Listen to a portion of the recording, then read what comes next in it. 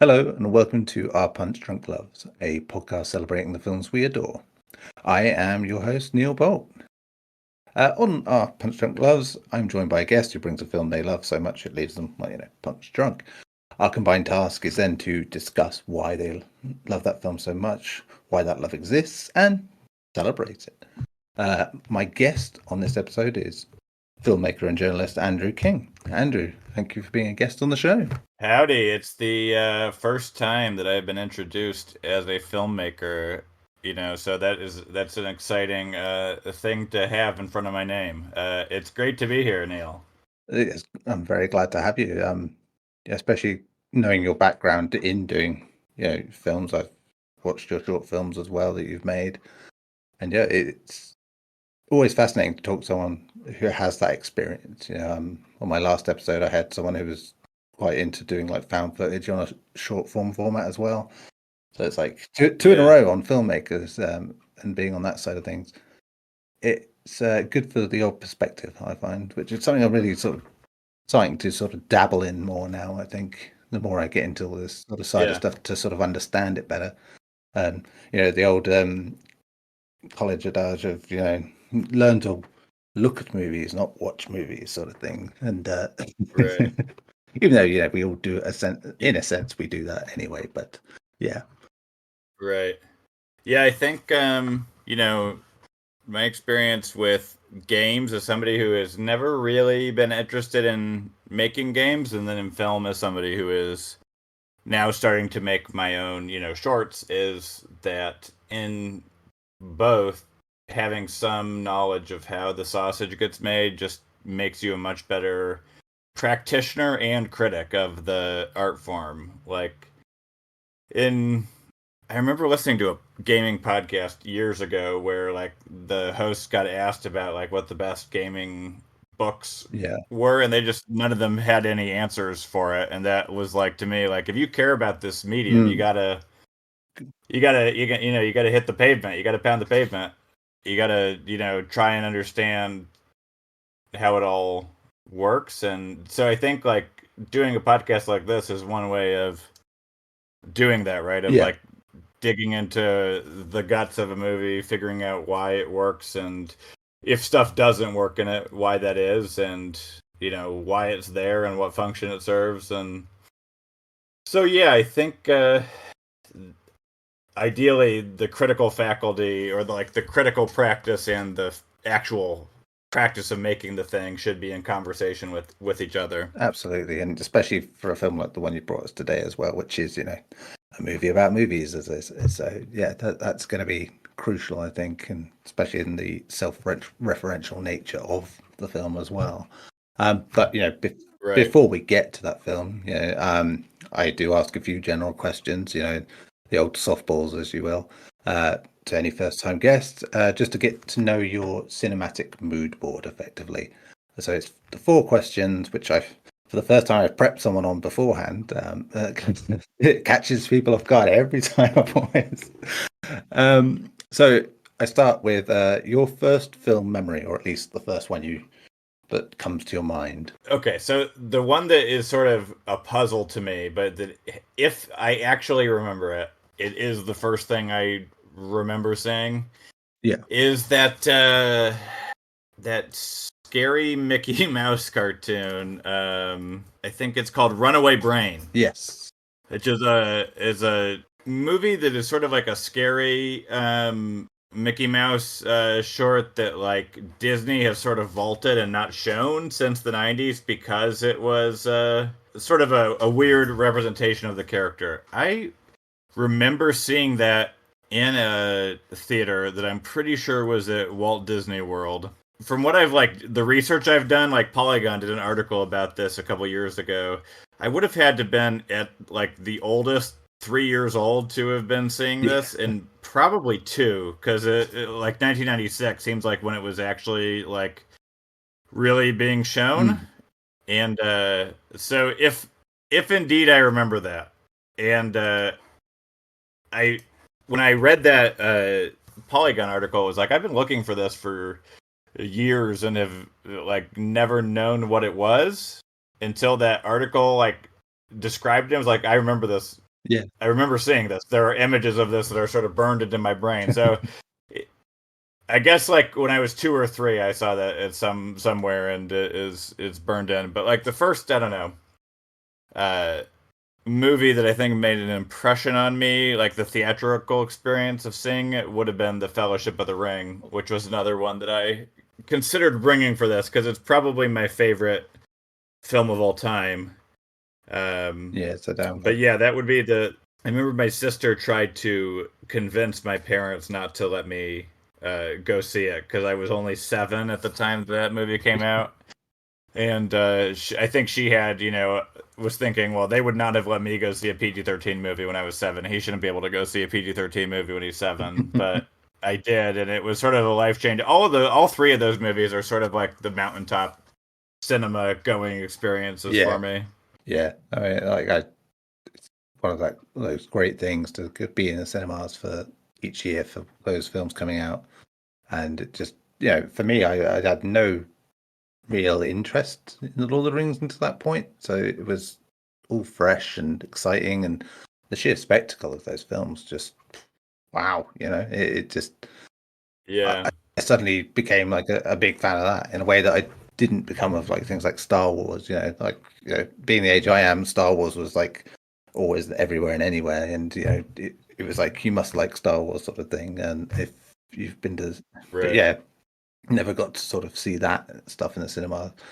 So yeah, that was like this great big event thing, which I don't think I'd seen in cinemas like that for a while, which ironic. I Yeah. think not since I watched Jurassic Park. I think so, which Right. Yeah. just to show my age.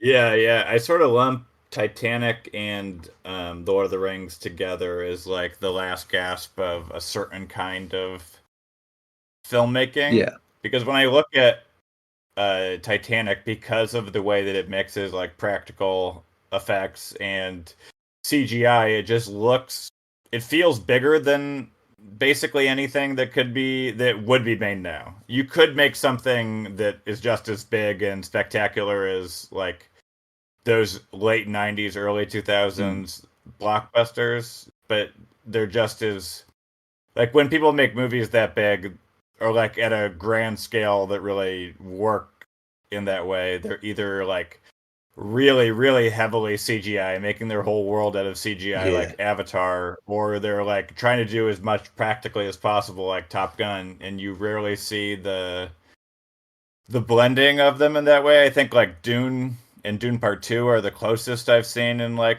modern movies where Denis Villeneuve is really like combining the best of both worlds, and I hope that like makes a return given how successful, yeah, Barbie and Oppenheimer and Dune have been, these movies that like are interested in, using the whole everything at their disposal. yeah, But for a long time, we were sort of in that wilderness where it was like, you know, and I think people got sick of it, but it was like the Marvel movies felt like it was like, okay, everything that's happening here is in front of a green screen. Increasingly, like they're not even shooting these with the people in the same location, yeah, and so it just felt very like small. It was like spectacular in theory, but in like effect, it felt a lot flatter and smaller than that. And so yeah, movies like Lord of the Rings sort of will always be the gold standard for me of what can be achieved if you have the space to do that mixing of all the techniques. yeah. Absolutely. I think that sort of turn of the century stuff. Yeah, God, does not make you feel old to say stuff like that. Um, Yeah, but yeah, yeah, but it was like a great period for that, where you were getting a lot of filmmakers coming through at that point that would end up being make a couple of good things maybe and disappear, or they become like big names. Like Paul Thomas Anderson is like the one that I remember very distinctly from that time. Um, uh, and yeah, seeing stuff like Magnolia in cinemas and just going, "What the fuck? This is just like I've never seen anything like this," sort of thing. And even Sam yeah, Mendes with American Beauty, as much as that film may not have aged as well as it could have, it was still like yeah, just so interesting and intricate, even though it's such a small scale thing. But then I think I'd have ever have watched them had I not seen like The Matrix, and how that just made like a blockbuster feel indie. I suppose I didn't know that then. That's what I was feeling, but it was just like it just felt tactile in a way that it had already sort of slipped away in that period between the 80s and the 90s, where I think a lot of directors looked at what like the big hitters were doing and going, yeah, we don't need to go that far, that's it. And I get it, because I think the big problem has been the time frame that, practical on such a scale now is like going to take you longer. And if you are in a studio cycle, obviously you don't have that time. And the more time you put in is the more money, the more waiting and the more risk. And that's why probably we haven't had as many. And I think to break that cycle does take directors who can sort of prove themselves over time and really get there. Not everyone's going to get the luxury like James Cameron does and just like, you can fuck off tinkering away for a decade or so and then just come back with another one and say, yeah, no, I'll see you again another 5 to 10 years sort of thing. Right. Yeah, I think it's really important to do what Greta Gerwig and Jordan Peele have both done, which is increasingly rare, which is to step up with each film that you make instead of jumping from like what has happened often for like big franchise movies like Jurassic World or like a ton of the Marvel movies is that somebody comes out, makes like a really tiny indie, and then is immediately, wrapped up in like 100 million, 200 million budget project. And you don't get you don't learn, you don't get the expertise of like, okay, this is how you shoot this is how you shoot that. You like, and part I think like, cynically, like studios like that because they get the cachet of being like, oh, we got the Sundance winner to come direct our movie, and they can control them because the people don't know how to operate within the machine in the same way that like a old hand, like I think one of the best directed MCU movies to come out in the past few years was Doctor Strange and the Multiverse of Madness, because Raimi knows what he's doing. He knows how to like, work with all of the tools at his disposal because he's been doing blockbusters at this scale for 20 years. That's it. Yeah, he was the perfect candidate. And yeah, right. It makes sense. And, I'd like to think we're kind of starting to move past that and that people are just looking at them going, maybe not this time, sort of thing. I think Near Costa felt like the end of that wave with the Marvels. And now it sounds like she's going back to horror as well with the 28 years later second film in that series of films. So that'd be cool that she gets to sort of reset the bar. And I think there's green shoots there that we will probably get filmmakers get to make their name a bit more. I mean, Christopher Nolan kind of got to the point he did with Oppenheimer because again he had learned to make blockbusters at a certain scale in a certain time frame for a certain audience, and it worked. I think because you compare and contrast what he was offering to what was out there, it felt more intellectual than what was there. I remember the year Inception came out, and I look at some of the films I went and watched that year, some of which were fucking fantastic. No, but at the same time, you had some real slop in that sort of 3D era that we had, where it's like that was the mandate was like make it 3D. It doesn't really matter if it works, whatever. Just we'll sell it on that and make the extra money. But it was Inception was definitely the film that sort of kicked him off, I think, really into that space and made people go, okay, yeah, he can do this proper, more than like Batman films, I think, to sort of show it outside that. Yeah, I think he's a good example of how you sort of get to that level, because it's not like what I'm saying is not like directors should never do like franchise movies or IP movies, because there's a certain, like, the way that you get to the level where you can make a movie like Inception is to make a movie like Batman Begins, Yeah.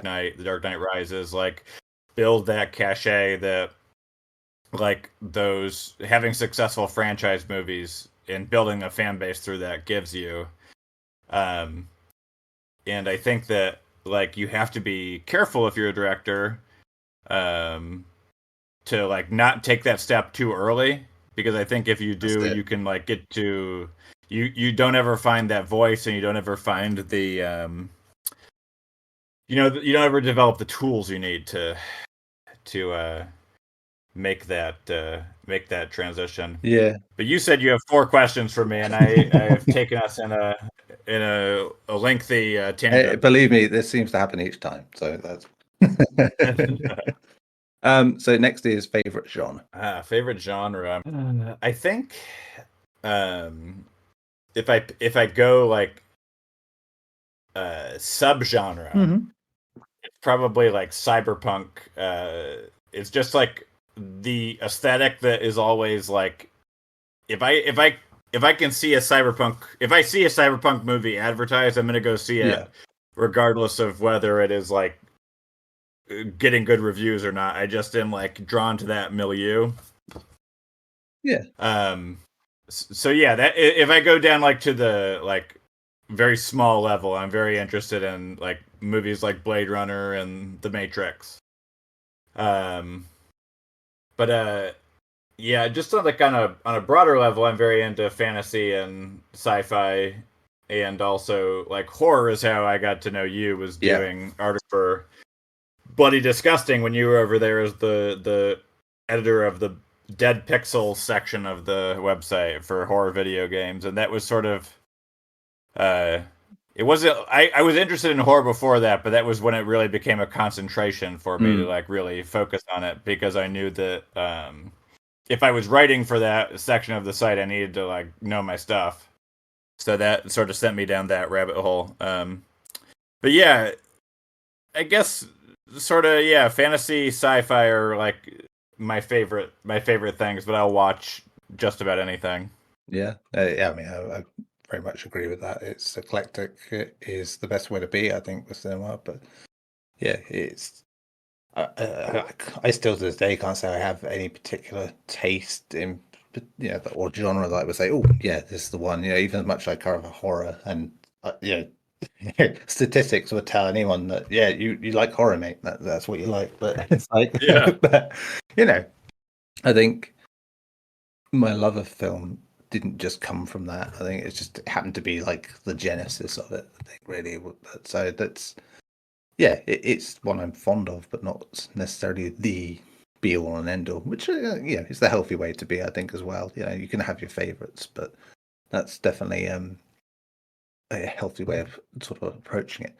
But Yeah. third question: favorite actors, and I always say actors because obviously picking one on these sort of questions is not always easy. Yeah. Yeah, I sort of go by eras, I think. Like Hmm.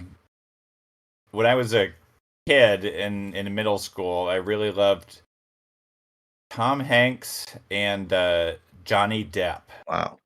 I was very yeah. That's sort of a time capsule. Really loved Pirates of the Caribbean, and then I don't know something about the age I was at. Probably when I saw Charlie and the Chocolate Factory, I just thought it was like truly one of the funniest things I've ever seen. And like I think now I would go back and be like, I'm not sure what I thought was so funny about this, but at the time I thought it was so funny.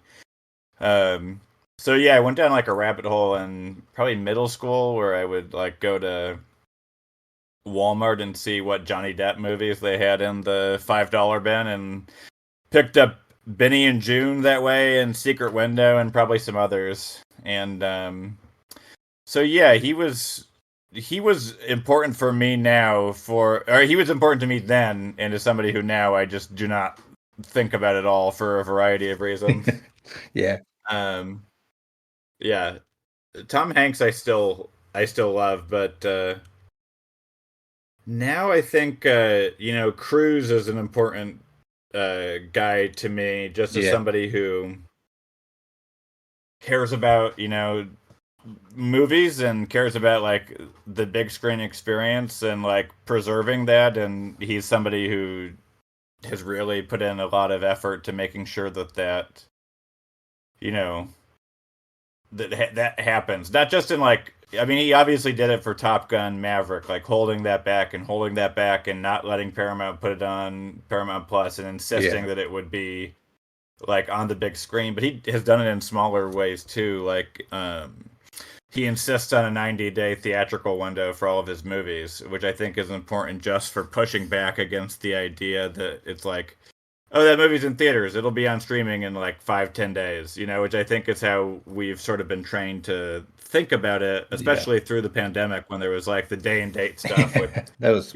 Disney Plus and yeah, I mean, which it was nice because it's like, I could see, like I remember it felt like a fun event early on in the pandemic when it was like, oh, this new Pixar movie is available on, Disney Plus. Like that felt like an event to have those movies at home, and like you might have to pay like $20 to see, the new Pixar movie, but it was exciting to have those like things to be excited about, to look forward to during those early days. But I feel like it's a poisonous trend for the industry to buy into sort of in a post-COVID era, because and I think they're learning that because like, stuff on streaming just doesn't make money the way that the stuff that goes to theaters does. Because like, one is sort of nebulous. One is like, okay, are we gaining subscribers? And one is like, you can point to this movie and see that it made a bunch of money that you now have,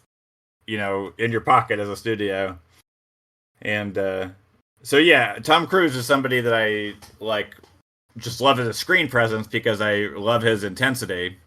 Yeah, I mean, you mentioned Magnolia earlier, and that's like, I love that performance, and he always has had this real intensity, and he could weaponize it in interesting ways. Like he has used it to be like like a charming hero, but then when he uses it like he does in Magnolia or Collateral, where he's these, anti-hero or straight up villainous, in these like anti-hero or straight up villainous roles, he is just scary because he's so laser focused on whatever he's doing. So yeah, Cruise is a big guy for me. He's one of those that I find, I've had, he's one of those I had to sort of grow to love, and it came very slowly, realizing it during the 90s. I think first I think working with great directors helped, but with Mission Impossible, Jerry Maguire, then Magnolia, and then, as you said, stuff like Collateral, Minority Report. It just went on, and before I knew it, it's like, I really like Tom Cruise. It was I think I went slightly off him with Mission Impossible 2, only because I was so looking forward to it, and it, I think my love of Limp Bizkit at the time may have pushed my eagerness a little too high. Hoping that film, that and John Woo, at that point I was thinking, wow, this sounds cool, this would be amazing. Then realized that none of the things I liked about the first Mission Impossible were really anything to do with any of that. Early film lesson right there. But he's definitely an actor that, as you say, the old school values are there. I think also in the way he just acts and sort of knows how to use those parts of his person, that public perception he is, in different ways like that, and which feels very much like an old school trick.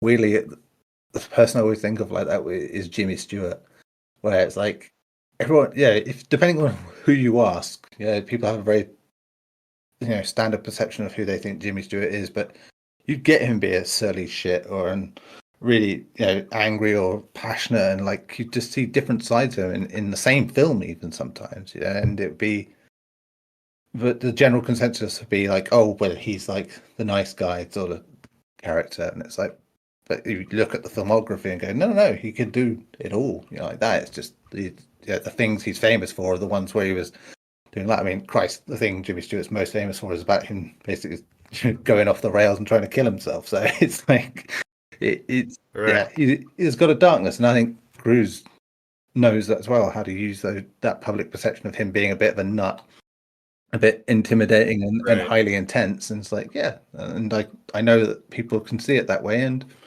yeah, usually his best performances come from knowing that. I think even when he does play heroic roles, the bullish intensity he sort of has really comes through in a way that is kind of scary. You know, I think the Mission Impossible franchise, as it has evolved, has shown that really well, and I think has probably made it more obvious the kind of guy he is in terms of an actor and like caring for the business.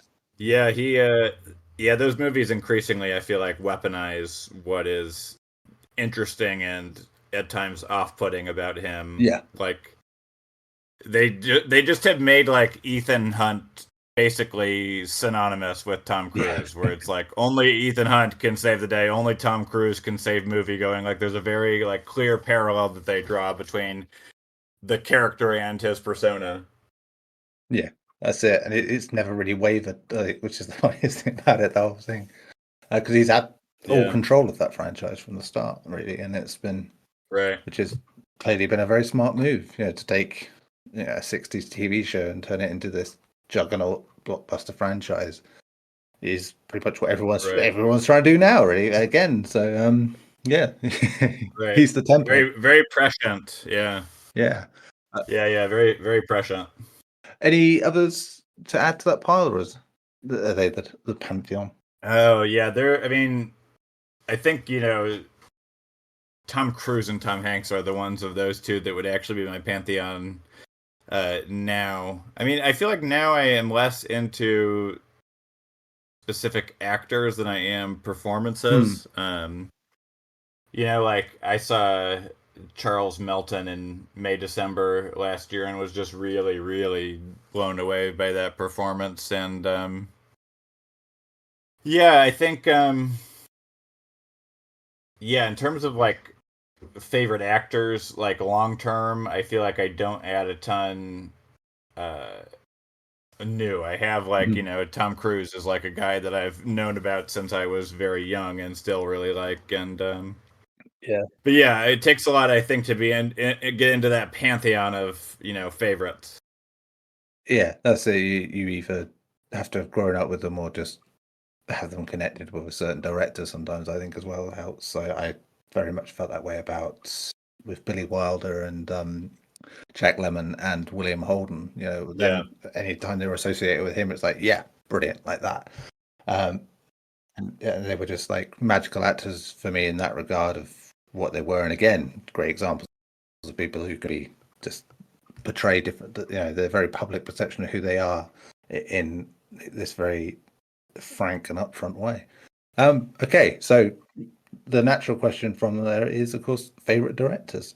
I have a lot that I love, but the people who I feel like are that I've loved for that I connect to the most are like writer directors usually that like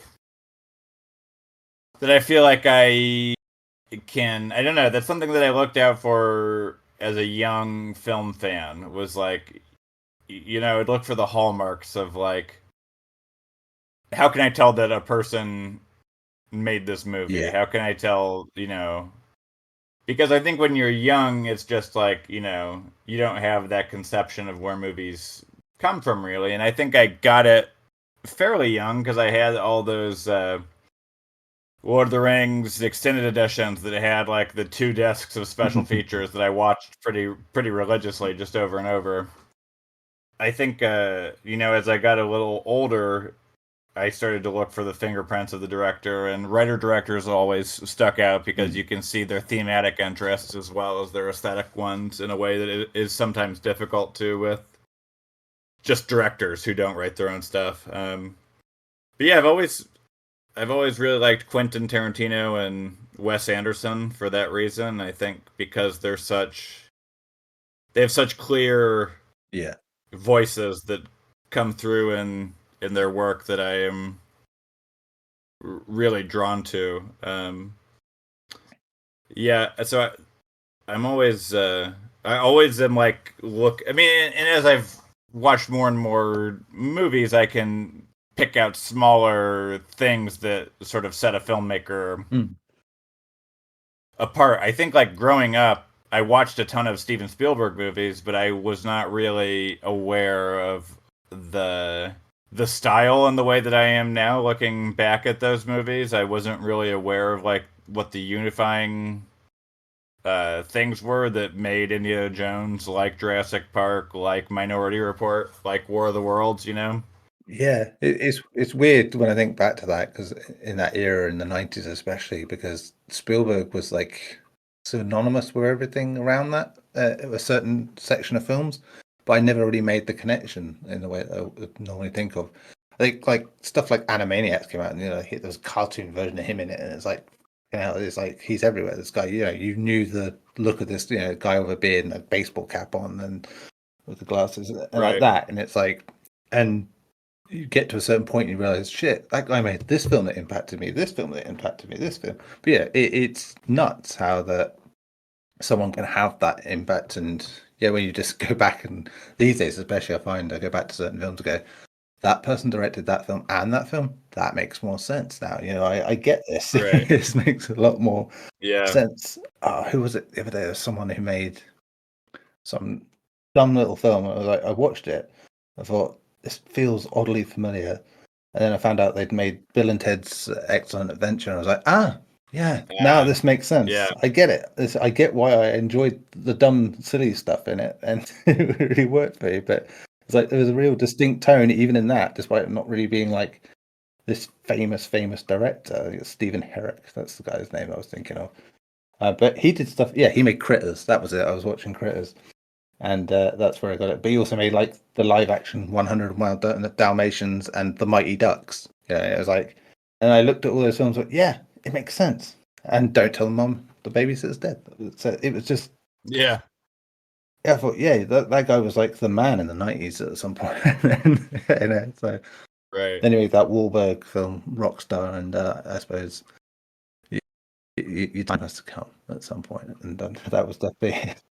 Yeah, you gotta go to director jail at some point. I mean, I am always happy when somebody can. I mean, I feel like director jail is sort of less of a thing now than it used to be, maybe because I sort of have been encouraged that Ari Aster and Damien Chazelle both get to make movies again after Babylon and Beau's Afraid. Like neither of those films flopping seemed to have hurt them too bad. I know, and I think it's because they're more of a throwback kind of flop. In the sense that I think that as time goes by, more people will go, why did we not like this? Why did people not care for this at the time, sort of thing? I fucking love Babylon.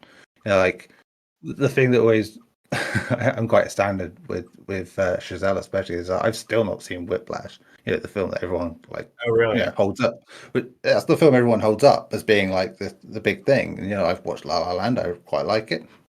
Quite like Ryan Gosling. But I adore First Man because I'm named after Armstrong, and that whole okay. I had the whole thing about that moon landing stuff, and I really like the intricacy of that movie and how it portrays everything in it. And again, that was like I had with Cruise, where those early movies in the 90s, where I was like, oh yeah, now I get this guy, now I get what he's like. That for me was like Gosling as an actor. For me, I finally got that sort of nuance of like him being more than just, it's the guy who stares at his shoes a lot, sort of thing. That the public perception of is there.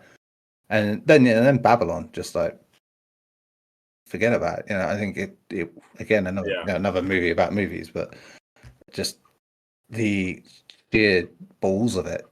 Like it just felt very much like I can see why it bombed, but at the same time, I can see exactly why. In 10 years' time, probably less, because it's going to get loads of sort of retrospective pieces about how we were all so mean to it and we should have been nice, that sort of thing. But no, that there's 3 or 4 scenes in that movie that you could easily put up as like the best of the year that it came out, or like among the best of the year that it came out. I feel like if anything, something that like I listened to a watch along of Babylon on the Big Picture podcast over at the Ringer, and they were saying that like if that movie has like a flaw, it's that it feels like it's just a collection of really like great scenes more than like a movie with its own. I mean, it has its own arc, but it feels less like an arc than it feels like scene after scene after scene that are all incredible in their own right, but that you could probably cut like a few of them and like maybe make the movie come together more than it does. But I also really like that movie and was sort of surprised by how much the people who hated it because it just felt like I don't know if you love the movies and if you love seeing like great you know filmmaking craft, it has both of those things in spades. And again, the score, as usual, with Justin Herbert is just Yeah, fucking phenomenal. I just, yeah, I think that's again that collaboration is just always seems to work for me with those two. So yeah, and yeah, I think just going back to a quick aside on that, I think when you look at the stories of like early Hollywood period and how chaotic it was and how everything was just thrown together like that and like people could literally just walk into a job they'd never done before and just yeah, become a star director or star actor or whatever overnight. It's like it fits kind of like the weird chaos that's going on in that film where it doesn't feel jumbled and incoherent at times. So I don't know if that's like yeah, a strong choice made, but it feels like it. I feel like the Chazelle who made First Man uh, and La La Land and understood what he was doing with those films. It doesn't yeah. feel like he wouldn't know, what he was doing there. So yeah, that Babylon. Right. One day that'll be a film I get into as well because I that's a cracker, that one. Yeah, Yeah. but that's the questions. Unless you had any more directors to add to that pile. No, I mean I love those two. I love Spielberg. Of people who have come up recently, I really like Emma Seligman, who did Shiva Baby, and That's a good one. more recently did. Yeah, I really love Shiva Baby. That was another movie I considered bringing on here. I think just as somebody who is trying to sort of figure out how to do the filmmaking thing, watching somebody I sort of got obsessed with that movie and sort of listening to all the interviews that she did about it and like, okay, how did she do this? How did she like go from making a short in film school to making a movie that was able to like sort of catapult her into a career? And so that movie is a real fascination for me because of that. I just was very impressed with it when I first saw it, and so Yeah, um, I'm a big fan of hers. And yeah, I don't know. I listen to a lot of the Blank Check with Griffith and David podcast, and so they do directors' filmographies one movie at a time, and so that has introduced me to a lot of people that I would not have been super aware of otherwise. They're doing John McTiernan right now, and so wow. that has been that's been a reason for me to sort of watch his movies that I hadn't seen. Yeah, And I think going in, actually, the only movies of his that I had seen going in were the Die Hards. I'd never gone back and watched Predator, and I'd meant to watch Hunt for Red October for a long time and had never seen it, so I've been catching up with a lot of those. fair. Yeah, that's McTiernan's another one where you just look at it and go, "Wow, yeah, he made some shit." He really did do well. Um, Yeah. as a quick aside, I'm always curious about it. Who do you think are the directors whose films you've seen the most of? Uh, like like one a lot of times, or like Oh, like the in most. their filmography, I suppose. Yeah, like if there's a director who's seen like the most films in their catalog of, I suppose. Like for instance, after this film, now I have like a two-way tie between Spielberg and Wilder. It was like 25 each, I think. So followed by Fulci and Carpenter, funny enough, but just to tell you the taste. But yeah, Yeah, Carpenter. If you're going by feature films, Carpenter might take it because I've seen all of his features. yeah, which is I think about 22-ish. So yeah, that makes yeah. Yeah, yeah, I think so. And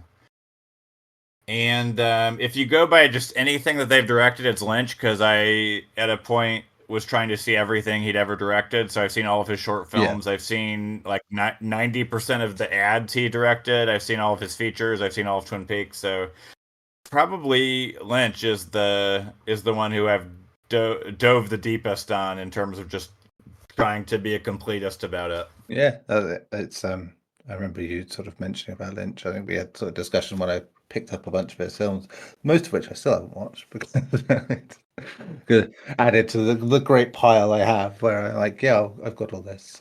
I'll get through it all eventually. Yeah, and I'm bad about that too. I got a bunch of Criterion box sets for my birthday and have very slowly watched through some of those, but have like there's some I haven't touched, and yeah, the pile is always growing. It is, yeah. It's like, and I think recent months I've like got a whole bunch of physical stuff again, and it's like, oh yeah, like I got a couple of the Warner like yeah, the Warner box sets, the 4Ks of like the classic the eras and things like that. Mainly because I thought I wanted like a 4K of Singing in the Rain, and like, hey, it comes with Citizen Kane and things like that, so why not? You know, that'll be fine. That's but yeah, Right, that's a yeah. good set. Right, but we're here to talk about a specific film, of course. So on We to that. are, yes. Not that it isn't fun to chat about all films at this point, but Steven Spielberg's brings here a sort of full circle thing with a semi-autobiographical film in The Fabelmans, which I believe is released in 2022 in the US. One of those lucky things where we got in like a few weeks later, I think, into 2023. It stars Gabrielle LaBelle, Michelle Williams, Paul Dano, Seth Rogen, which surprised me, Judd Hirsch, and surprised me again, Yeah. David Lynch, among that. The Fabelmans tells the story of Sammy Fabelman, played by LaBelle, who at a young age discovers a passion for filmmaking.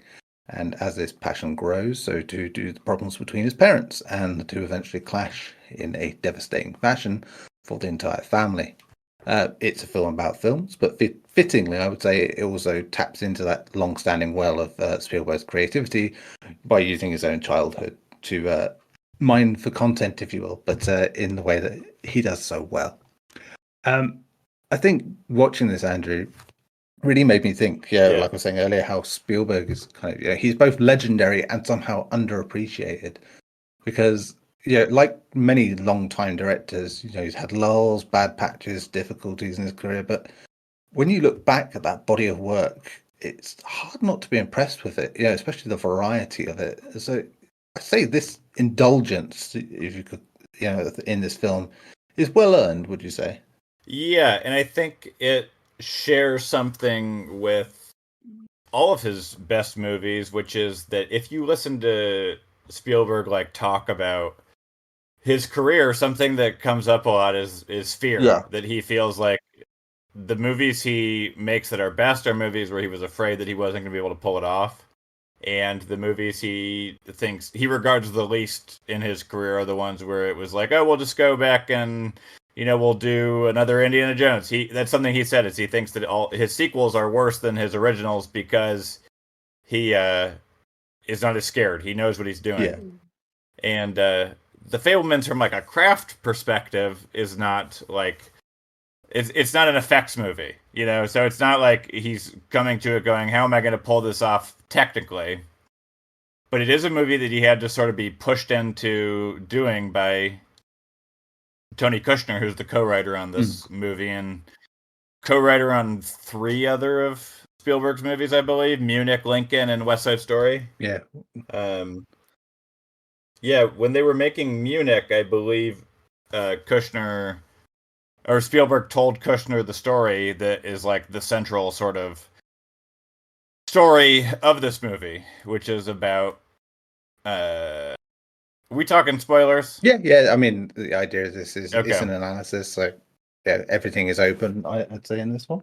Okay, yeah, so the central moment of this movie is young Sammy Fabelman discovering that his mother is having an emotional affair with a close family friend played by Seth Rogen, who they call Uncle Benny, who's not their actual uncle, but is his father's closest friend. They work together. They're scientists and work together. And so Spielberg told the story to Kushner, and Tony Kushner said that would make a great movie. You need to make that. And then over time, they would talk about it again, and Kushner would say the same thing. And I think on West Side Story, when they were working on that, was when Kushner finally, was pushing him on it, and then COVID happened, and that was sort of like an introspective period for Spielberg where he was like, okay, should I do this? Should I finally do this? And both of his parents were dead at that point, and so I think the fear of like hurting the family by putting it out in the open sort of was gone. Although his mom always had thought that he should make a movie about it, I think he was just worried about, hurting his dad, I guess, because his dad lived to be in his hundreds. I think he was 105 maybe when he died. Yeah. Um. So yeah, I think that is I think like people can see indulgence in it, and there is certainly an indulgent quality to thinking that your life would make a great movie. And I remember when I told people, I was at a party and I left the party to go see this movie when it was in theaters, and I told somebody there that I was going to see a movie that was about, an autobiographical movie made by Steven Spielberg about his life, and his reply was basically, well, that seems kind of arrogant, and I didn't really share that perspective, and I understand why people do think that, because when you make a film, you're saying, when you make an autobiographical film, you're saying my life story is these many millions of dollars worth seeing, or worth hearing. And so I think maybe it carries more of that sort of more of that stigma than like memoir does, because you are marshaling, you're marshaling lots of people to make a film. Yeah. And when you're writing a memoir, you're just sort of writing it in your office, and so they're sort of different in that way. Yeah, I think specifically his story and how film is integrated into it, it makes sense that he would direct it, I think, and using like the skills that he has built up all over those years as well to sort of show off in little ways, and like basically going back and in quotes remastering his past and making it cinematic in a way. Yeah. That thing he's always been very good at, which is like making something seem like big and wondrous and like hopeful, but always having this edge to it that's like there's an unpleasantness, and it all stems again from that idea of family and the family environment he had, and that impactful thing that happened to him.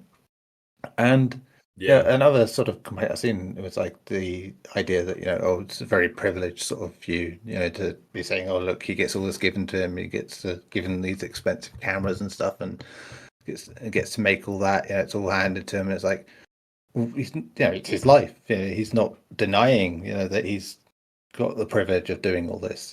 He's clearly got it. The bits where he kind of shuns like the idea of filmmaking for a bit in like in a scene later where he gets given a camera and doesn't want to take it, sort of thing, like that. It's like you get why in the context of the character. It's like it's not about that he could have anything and do anything he wants with it. It's the fact that it's more about the passion for him, not about like, oh, I just walked into this, like that, and it was just an easy job. It's like he had the tools there to follow his passion and be indulged in it to a degree. Yeah, and I think the movie is really interested in analyzing the sort of darkness under privileged circumstances, right? Like something that a scene that didn't really stick out to me the first time I saw it, but has really struck me on rewatches, is the scene where they are going into the actual house that they're going to live in California, the one that they bought, because they had the rental house up until then, which is where they've been living, and then there's this home movie footage of the family going into the new house, and it seems very romantic. Like Paul Dano is making a show of carrying Michelle Williams over the threshold into the house, and like they're smiling at the camera and look like this happy family, and that immediately is followed by the scene where they're breaking the news to the kids that they're getting divorced. Yeah. So is this real, like, I don't know, poisoned apple kind of thing, where it's like it looks like this beautiful, idyllic, 50s Americana, 50s and 60s, because it starts in 58 and then I think goes through Or I think, 64 yeah. or Yeah, I 66. think it's 66 by the end because they obviously go forward a bit, don't they? So, yeah. Right. Yeah, so that sort of is like, what's interesting to me about it is that it only is possible from the perspective of somebody who had like what looks like a picket fence life, to have this perspective on it, that it was actually darker than it seemed on the surface. That's it. And, I've remarked about the fact that it feels like Spielberg could have made this anytime in the last 30 years. Yeah. But it always feels like the reluctance beyond, the obvious, as you said, with the family, is just like you are writing your own sort of eulogy effectively of your career. And I think smartly he decides to just make it about the early part, the before the Steven Spielberg everyone else knows, that made the films and did all that sort of stuff, and just concentrate on that portion. But Yeah. still, to sort of directly address this pain and anguish that had sort of festered in him enough to, end up bleeding into a lot of his work for so many years. It, yeah, I suppose you look back at the movies he's done in more recent times, there's less of it.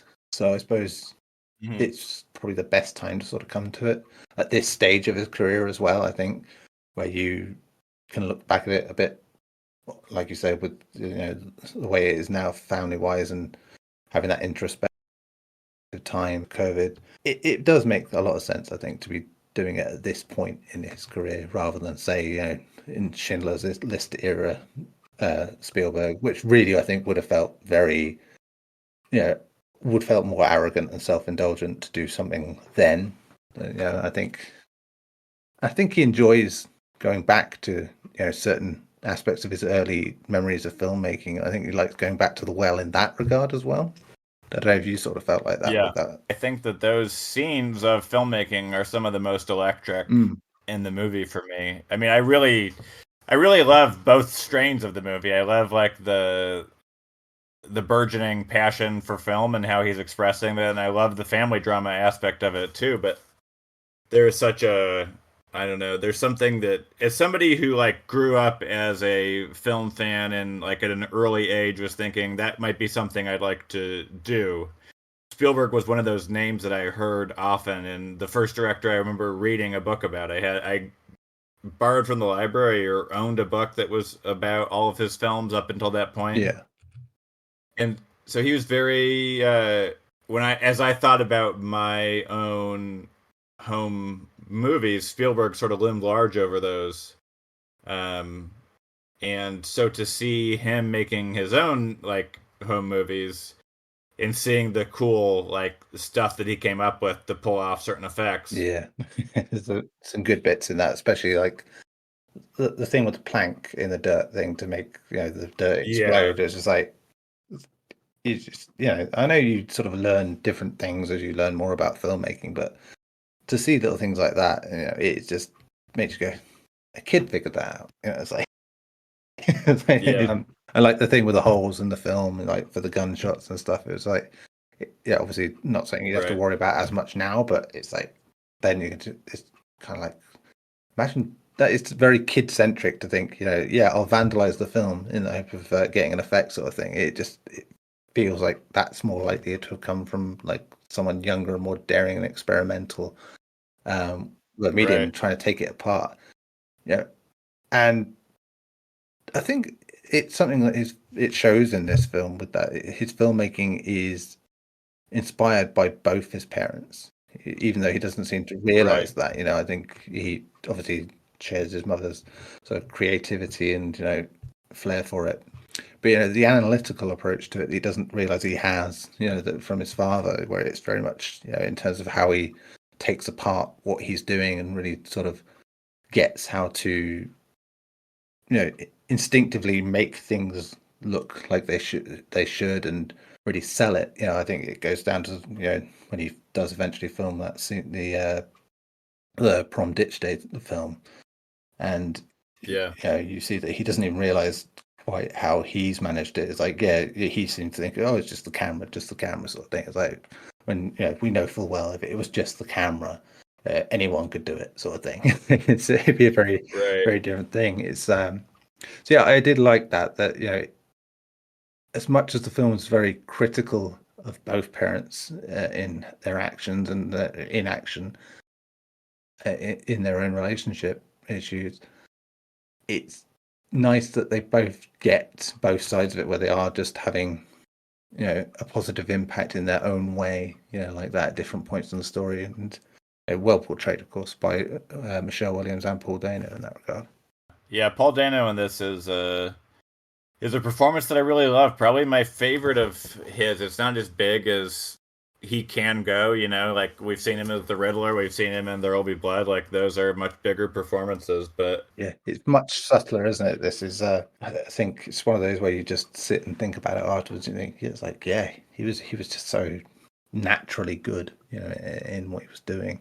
yeah. Yeah, he's so heartbreaking in that last scene that he's in Oh, when he sees the picture of the cookout with yeah. Uncle Benny and Mitzi, and I always sort of, I don't know, my heart sort of breaks for him at that point, because he comes across as a very good man who doesn't have the words to communicate to his wife. He doesn't have the emotional intelligence that he needs to sort of make his marriage work. And yeah, I just find that last scene pretty shattering for that reason.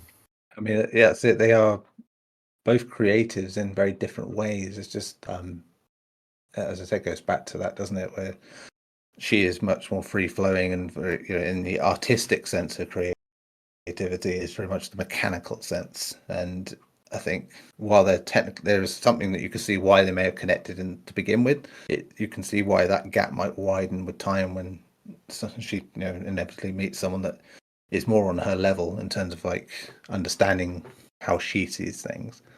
I never thought I would go into film and dread Seth Rogen being in it in this very specific way. Uh, Not yeah, necessarily about his performance, but I think knowing before the film who he is effectively in this story, like, meant that I got a sense of dread anytime he came on screen, because it kind of disrupts the sweetness and the wonder, but of what's going on, and like suddenly, this very, he's a villain effectively to the story, but he's not, and yeah, that's the hardest part to deal with. It's like, he's not a bad guy. He's a very, and the fact that it is very much an emotional affair makes it a lot harder to sort of handle. It's not like he's the sleazy guy doing the dirty behind his best friend's back in the very physical sense. It's just like, these are two people who clearly connect, and unfortunately connected at the wrong time, in the wrong place, and it all right. went and that's what makes it kind of tragic. But yeah, you don't want him to be there in that sense, knowing he's going to ruin everything like that. And it's just that almost horror movie sense of despair of like, it's like, oh no, just get him out of the way. And it's like, and this whole back and forth thing of like, does his dad really know or not know, or have an inkling? Is that why he moves stuff away? Is that why he keeps distance? And it's like, that strange thing of not understanding why exactly the relationship is like that, and it hasn't been sort of called out, and it's only later in the film you kind of get a better idea that he does know more than he was letting on, sort of thing, and we understand that as part of Yeah, his character. But yeah, I mean, Seth Rogen is like the third wheel, if you will, is just, right. he Yeah, is just, I was very surprised by that performance as well. It's like him, and the laugh is there and everything, but it's just so toned down in a way that makes him feel very personable. That very, you can see why. Yeah, you can see why he's like the good guy that everyone loves, and they all want him around and stuff like that. It makes perfect sense, and yeah, it makes him the arsehole in the story. You know, and I Right. think one of my favorite scenes is that one where he's trying to give the camera to Sammy, and it's just, you can feel the weight of everything that's going on and how much he hurts in this situation as well. Like that, because he hates that Sammy, knows about what's going on, and all the guilt he feels of that, and not wanting to lose what he has, and even then, just trying to play off as like the fun uncle, that last thing with like the gag of like giving him his money back when he tries to buy the camera off it. It was like such a sweet scene to end something quite ugly, that thing. And then, I mean, at that point, Right. if you didn't know the story, you think, okay, so he's gone away now. That's out of the question. That's out of the story. And it's like, yeah, just sadly it sort of delays the inevitable, I suppose. But yeah, it was some Right. performance from Rogan as well. Yeah, yeah, and I think there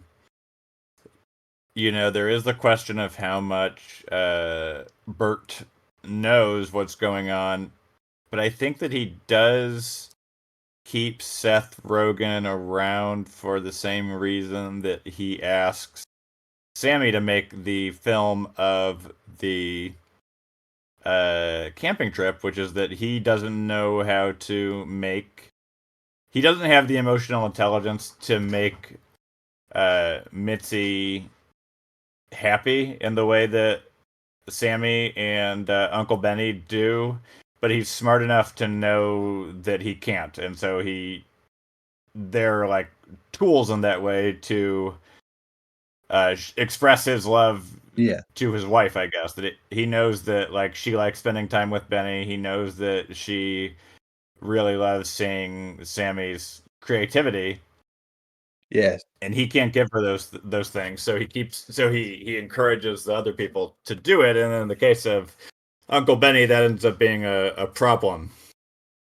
yeah. And I mean, we get it constantly through the film where he sort of talks down to Sammy about filmmaking and the idea of it, but ultimately, as you say, he wants to make them happy and still lets them do it and still helps and still, yeah. I think he comes across as a character that is like, he's very insecure in how he is affecting other people. He doesn't feel like he's able to do it, and on a very outward level, he can't. And he's very mechanical, very much a person of machines more than he is a people person. But there's just these little things Yeah. throughout the film where he gets it and he understands where he can integrate what he knows into like the family life, and he slots in much nicer. But I think specifically in that sort of end scene between him and Sammy when he's older, and when Sammy comes in having a panic attack, he talks about how he knows how to calm him down and what to do, and then he just makes that remark. It's like, I used to be able to do this for your mother, and like that. It's like, and we learn it's like there were levels that he could get. He knew her really well, and really Yeah. knew what to do for her. And I think it's just that area of it was just lost sight of at some point, but it was nice to sort of see that sort of sweetness in the relationship we never got to see. This little personal touch that wasn't just like the showy sort of yeah, oh shucks, we love each other sort of thing that you get in the earlier sort of more saccharine sort of stuff. But yeah, it's nice to have a character feel that well rounded in that regard, where it's like you feel sorry for him, you feel kind of angry at him for not taking just getting this situation sorted, but you kind of get an Yeah. understanding by the time you get to the end of like why it was kind of destined to happen at that point. Right. Yeah, and uh that bit about Mitzi having panic attacks makes sense because you've seen her have these moments of Bert is very locked down with his emotions, Mm, and we've seen moments of instability with Mitzi throughout the film. There's the moment where she takes the kids and drives out to find the hurricane, or there's the bit where she thinks that her mother is you know yeah, uh calling her, and there's the bit where she lashes out and slaps Sammy on the back. So you see, she is more not not like I don't know. It's not as simple as he is completely unemotional and she is very emotional, but she is more um she needs more emotional fulfillment than I think he's able Yeah. to give, which I think is driving a lot of the wedge between them. Yeah, and I think at the same time, it's exactly why they probably got on in the first place, is that aspects of what he could do and be the rational, calm side of him worked for that, in her more hysterical moments. And obviously, because she finds different outlets for it, it no longer has the same effect. And I think just time kind of, yeah, in a relationship, I think time does have that thing where you have your tricks with each other to sort of, when to placate someone, when to calm someone down and how to do it. And you get kind of wise to it, Right. but you get wise to it because routine and time and things like that, and maybe it doesn't have the same effect, but generally people tend to remember that, oh, okay, it doesn't matter that I know how the trick is done, it's the fact that I know that it helps me, sort of thing, which is what you want, but obviously doesn't quite happen in this sense. But it's yeah, I like that you can see the genesis of that relationship and how it could have worked in the first place, and why, yeah, in the same way that many relationships do go, that there are similarities that work for a while, and then people grow and change, and the aspects of that don't work for you anymore, and that's sadly a more common thing in the years that came after, like what happened with Spielberg and his parents. But then would have been Yeah. just like utterly devastating. The idea of like your parents getting divorced, and it's not even like a normal kind of divorce by most standards. It's like, no, it's just like we still love each other, but we don't, sort of thing. It's not, we don't love each other in the same sort of way. I think that's more cruel for children than just like, oh, we fucking hate each other, and like he did this and she did that, sort of thing. It's it's so, and I think that does play into the class nature of it as well, that why there's this sort of reserved side, especially on the dad's side, Bert's side, that does bring out the crazier stuff that Mitzi does. But Yeah. yeah, it is something that goes. But it's not like the only aspect, as we say. The filmmaking, from a very early on, where we get the scene that they start with, where they go to the cinema to watch a film. Which, I mean, even then, looking back at that and making this big hullabaloo about going to see a film and kids not understanding how that works, and I kind of remember having this same thing with my kids, like that, in terms of like, not that they hadn't seen films by that point, but the idea of going to the cinema and seeing films, that it was different, and there was like a nervousness to the idea of going to see it, something that was louder, bigger, like that, and it seems silly. It seems silly to you. You think, oh, I don't get why that would be a big deal, but yeah, it is quite like a magical thing in that sense, and how he sort of can't quite figure out in that early time of like what it is he's feeling.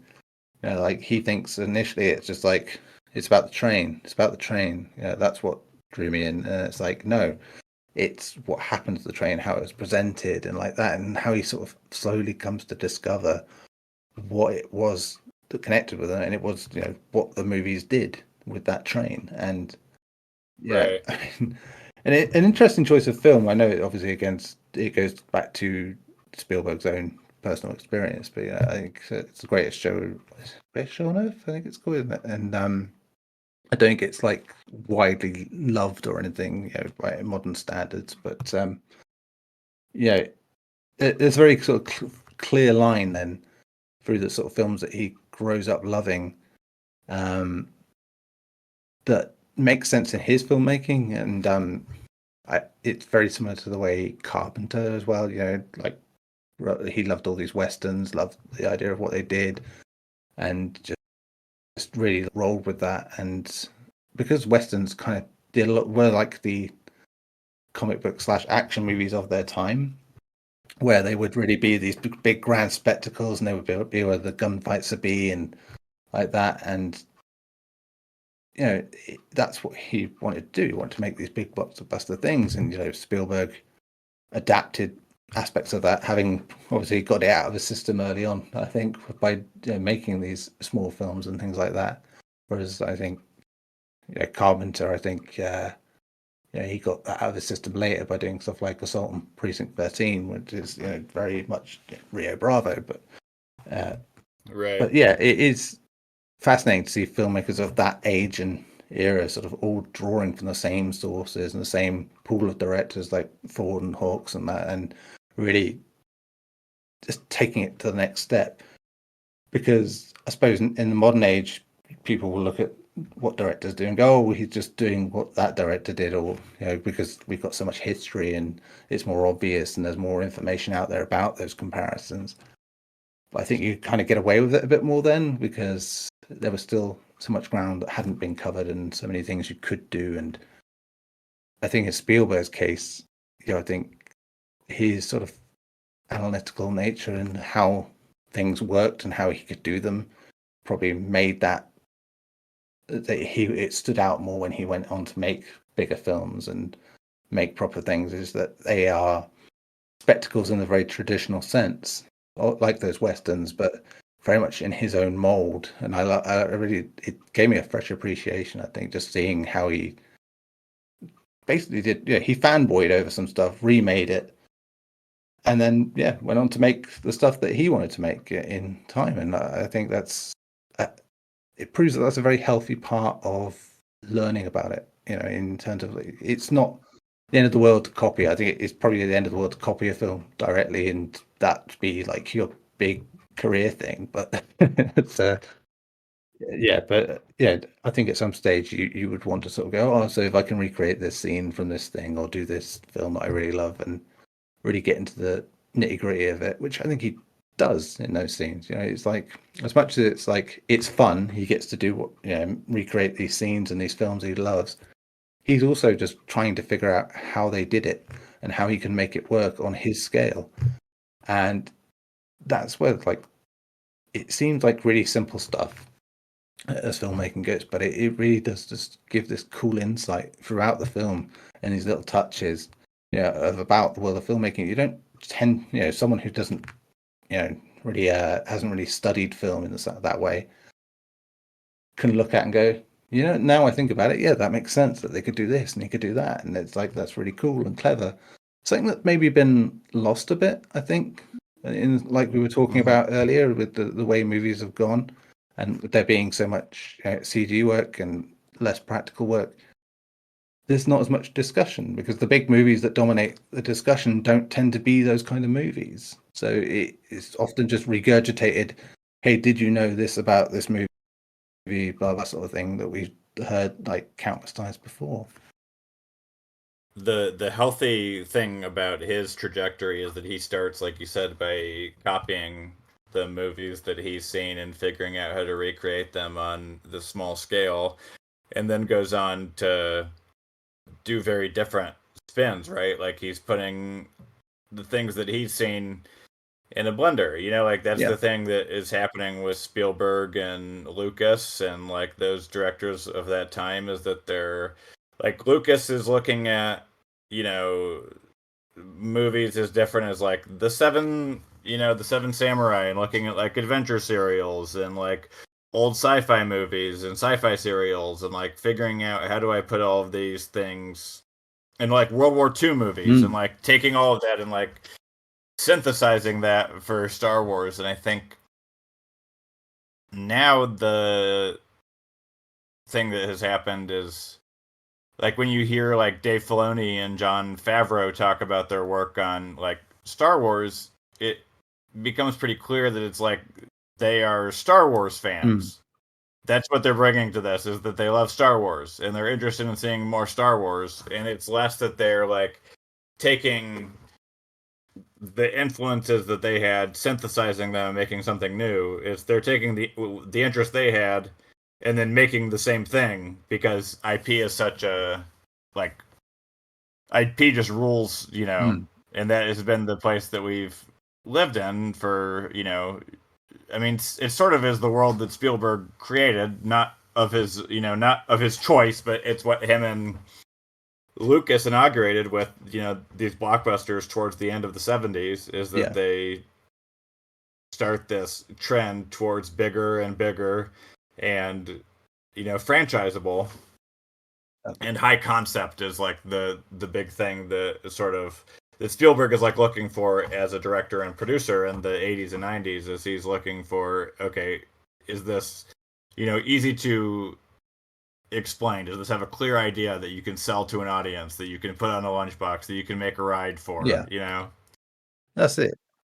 Yeah, and I think that's understandable. I think given those influences, it is just the pool was smaller, I suppose, in terms of making those big sort of movies in the way that, I think we've said before that, there are cycles where you get these sort of like directors who will get like the money, they will get the time, they will get the budget to really push things in like extravagant directions, and it'll either hit or miss, depending on how it's you think back to the age of the biblical epic or things like that, and there would be massive historical movies that were just like, looking at them as like achievements. In many cases, they're like, wow, yeah, you've done a lot there, that's amazing. But as movies, they weren't really spectacles in the way they could have been. I mean, Cleopatra. Yeah. I think Cleopatra is like one of the greatest examples of that, isn't it? Where it's like, it's amazing you've got all this stuff and it's all like lavish and that, but do we really need a 4-hour movie out of this? That it didn't, it isn't remembered for anything other than like the on-set relationships and things like that at that point. I mean, it's like my least favorite Kubrick movie is Spartacus, and I think like what is commendable about that movie is like the scale of it, and it's like, wow, he was able to get 300 extras to do these like war scenes out in the field, but it ends up being less of an interesting movie because it has this sort of the formula for those movies is that they were big in every respect, right? Because they were often roadshow movies where it's like you take it, and instead of it going wide in the way that movies do now, they would like take it and it would be like a whole thing, that it would be like there'd be an intermission and it would be like going out for a night at the theater instead of just going and catching a movie. And they toured the country, and like Spartacus is big in that way. But yeah, I think those like Spielberg, Lucas, John Carpenter, they're benefiting from the fact that the genre that they were most interested in is sort of dead when they begin making movies, right? That like they can't just go and regurgitate the westerns they've seen, because westerns aren't getting made as like big budget studio movies anymore. No, I mean, I look at back at that. Another director I watched a lot of is Lucio Fulci. Very much known for his horror, but he did so many westerns from that sort of Italian angle, especially that kind of still have that template of like they're kind of bloody and weird and offbeat, and they feel like echoes of what had come like a decade earlier, sort of thing, in a way that's fascinating. I quite like some of the stuff he's done there. I think For the Apocalypse is like actually one of the most underrated like later westerns post that sort of Leone sort of era of stuff. But they were never quite the same scale. They were very much drawn back in again and feeling like like a lot of the Western stories would get in later years. They feel the only big thing about like the prestige Western then was the people in it, rather than like what was going on in it, which kind of sort of brings it full circle back. But the important thing with that was they were event movies back in the day, and that's what kind of got brought back in this different way. It always gets claimed that, oh, Spielberg, made the summer blockbuster. It's like he kind of just brought back event movies in the traditional sense, like you said, the idea of touring films, in the way that they were still quite close to theatre, that they would feel like they're big productions, plays, and things like that. It brings it back to that, and that comes with merchandising, and that because of the era that we were in, it's just the modern take on it. And he happened to be like the guy at the head of that table, and fair play, I say. And it's like, unfortunately, I think we entered a point where it was like everyone else kind of saw it and went, yeah, we could do that, but not understanding why it was being done or how it was being done in quite the same way. Yeah, and I think Spielberg's movies as producer are sort of hurt by that at times. Like he produces like movies that turn out to be, you know, classics and successes like Gremlins and The Goonies and like Twister, and like he produced a lot of movies that did connect, but he has a ton that failed or like did not connect in the same way because you need a special skill set to pull it off in the way that he pulls it off, right? Like there are no real directors that have, I mean, there's no directors that have shot Wonder in the way that he does, which is what he's so good at. And if you like take away that like the child's perspective that he's so good at capturing, like it makes it a lot harder to sell like a movie like The Flintstones to people when you don't have that craft, you know, that he was able to bring to movies like that. Or like I just watched The Last Action Hero because I'm going through that, you know, blank check John McTiernan series, and like that was something that the hosts were saying about that movie is that it doesn't quite have that like Spielberg touch as like bringing the kid into the world of the movie within the movie that Arnold Schwarzenegger's character is in, and that's a skill set that very few directors have been able to. It's a tool that very few directors have been able to wield as well as he does and did, and yeah, so it makes it so that what he did was, you know, I still find very like soulful and like emotionally resonant, but if you take like just the bullet points, which studios often do, then you're going to end up with something that is just pretty crass and commercial and soulless. Yeah, I mean, to this day, how many times have we seen people literally, you know, chase the dream of making Jaws? You know, again, like replicating that, you know, without ever getting what made it work. You know, like that. I saw that film in theaters a couple of years ago for the first time on a big screen, and just like to see something that, you know, grown up loving and had been so impactful on my life, it was like, wow, it just feels. I still don't think there's been a shark movie like it, you know, that really gets what makes it work. And I think again it goes back to that, you know, two-hander of like, it's a monster movie, but it's not really, sort of thing. You know, it's about, you know, the people and the situation around the monster, which is always like the best way to do a monster movie, is to make everything around it impacted by what it's doing. Yeah, and that's you know, it is kind of secondary to the story, but it's also still very important.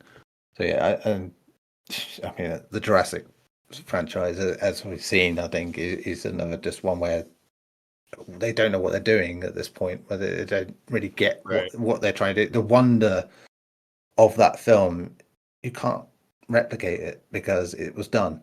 You know, it's like after that, it's just like, yeah, we've seen a whole bunch of movies with dinosaurs and monsters and things like that, made with CGI and a bit of puppetry. It's like that. I mean, it gets to a point where it's a selling point. It's like, oh, we're going to use more puppetry in this film. You know, when you go back to an old franchise, like, you know, that's the thing they're saying about the latest Alien movie. You know, like, oh, we did more practical stuff. We did this and that. And it's like, it's good to hear, but it's like, it shouldn't really be the selling point. The only reason it is because of what's come before it, sort of thing. But yeah, it's, I think, more than anything, and as much as Jaws and Jurassic Park has that problem in terms of people copying, I think getting like, you know, the Indiana Jones thing is just like, you go back and look at those movies and just go, again, feel timeless, feel like movies that could have come out 30 years and 30 years after that, in terms of like how they're shot, how they're constructed, the sheer spectacle, the leading man quality, everything. It feels like a timeless set of movies in that original sort of trilogy.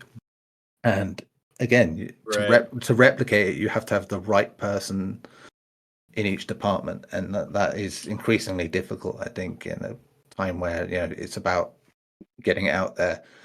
getting whoever's the biggest name to do this, that, and the other, rather than just like, hey, we know this guy, he worked well for this one. Let's work with that, and it being, Harrison Ford kind of worked as well in that regard. Right. But yeah, Yeah, I think those craftspeople are hungry to be able to do stuff like that, and so like when they get a chance, they're like ecstatic. yeah, It's like you need how many puppets for this, or you need how many miniatures for this. Like whenever you hear about like directors that are doing movies that use miniatures or puppets or just any of those sort of old school techniques, and people that get to make them are so excited yes, for the opportunity to work on those movies. So I hope that that kind of craft uh, comes back. I think that's something that Spielberg is helped by, especially on Jaws and Jurassic Park, is the constraints of what he's up against. Like like that documentary about the Jaws. About Jaws, it's called "The Shark Is Still Working," yeah, in reference to the movie, but it's like it's a nod to them saying every day the shark is not working because it kept like getting wet and the machinery would break down and they'd have to repair it, and so they end up writing all of these like dialogue scenes of just like people hanging out on the boat, or like scenes in the town before they leave because they have to shoot something. yeah, And so the movie becomes this like real exercise in restraint because they couldn't do that much with the shark. that's it. And yeah, and Jurassic Park in the same way is like they are pioneering this CG technology. They can't use it to um they can't use it in the same way that directors can use it now. It's sort of like a panacea that can fix everything that's wrong with a movie. It just is like we have to shoot everything to like make this look as convincing as possible. And to me, the scene in that movie that looks the only scene in the movie that I think looks a little dated, because almost all of it holds up extremely well, is the scene when they are Sam Neill and the two kids are on the plane and the stampede of dinosaurs goes by, because that is like in pure daylight, and so you can see like the where the CG doesn't look perfect. And I think like Yeah, he's otherwise so like smart about using shadow, using rain to sort of obscure the dinosaurs to a certain extent, and also using like robotics and puppetry and all that kind of stuff to make it work. So that movie, like to me, I just saw this on the big screen for the first time a couple months ago, and that movie like worked for me on the big screen in a way. I mean, I've always loved that movie, but like it worked as like a thriller on the big screen in a yeah, way that I've never experienced it. Just like scary and like sort of pulse pounding. yeah. It was one of my favorite sort of things to watch. Probably one of the first films I really demanded I had to go and see at the cinema, sort of thing. Dinosaurs were just like great to me at the time. It was like, yeah, I technically I think it was the second film ever I was really demanding after Bill and Ted's Bogus Journey, but still, both fairly valid, I'd say, in that case. But yeah, it Yeah, was just such an amazing thing to see what technology could do at the time. And yeah, you're right. I think the daylight stuff is like now very clearly the CG stuff. The shadowing is hard to do. Daylight, it's something video games as they've tried to get more realistic have struggled with.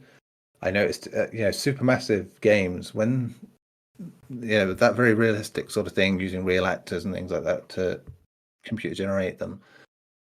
In daylight scenes, they don't look as right as they do in like darkness. I mean, there were like scenes yeah, in the Dark Pictures anthology. There are dark scenes in like the Man of Medan that just look phenomenal. Like almost realistic, just because of the way the lighting is, because that complements CG a lot better, I think, and right. it's just proof that that's always the case. It's like use it in the right places, use it with the right things, like that.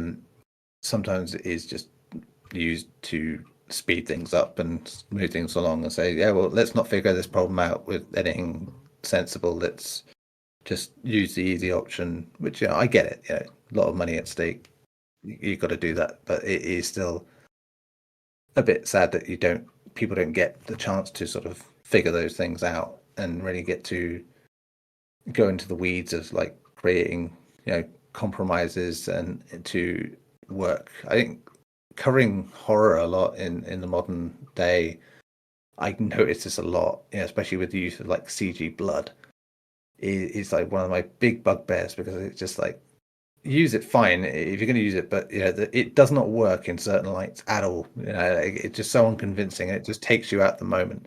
Like even in like the best made films, the minute a bit of CG blood comes into it, it's like, like that. I mean, I recently watched the French like spider movie Infested, and it's quite good at how it does use a lot of the sort of arachnophobia tricks of like close-ups with spiders and things like that really make it work. But then when it goes to like swarms and things, like them swarming on the ceiling, like the CG, like the spiders look stretched and weird, and it doesn't quite work. And it really took me out of the moment of it, which is a shame because it was like the first time, early on in that film, I was like, okay, it does kind of have like an arachnophobia vibe in terms of what they're doing, and like really zooming in on the spiders and giving it that focus. But yeah, it's when your concept does go to that next level and you kind of need to do something like that, it's if you're not doing it practically, it's going to show if you don't sort of frame it right.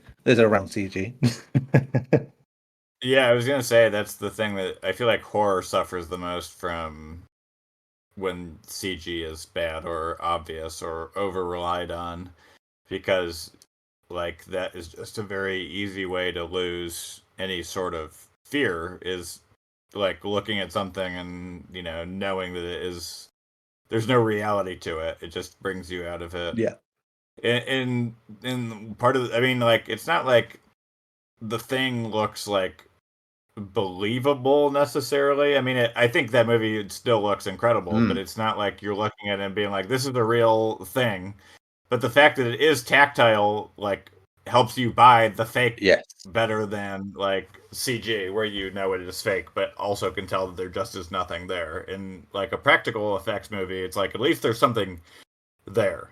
Yeah, I was actually like I was thinking about that the other day because I was thinking about like the mutant dog scene, and like thinking about the way it looks and thinking, considering it's morphing into a dog, it doesn't really look like the kind of dog it's morphing into. Yeah, I know it's not got the hair, but it's like, and I can imagine that again was a compromise of like, well, we can't go the whole way and say, and give it hair because it'll look goofy or whatever. It's like, it just made me think about like all the things that must have gone into sort of getting to that point and going.